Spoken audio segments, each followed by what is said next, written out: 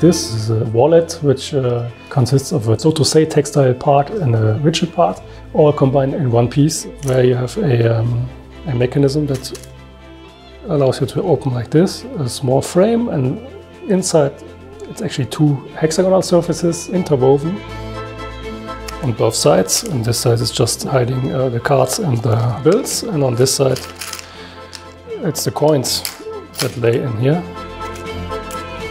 You have also a mechanism to push up your credit cards.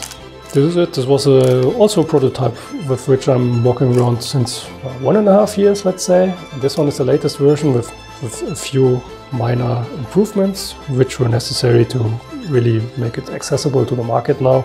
I think now it's done. It's all good, so we can start selling it.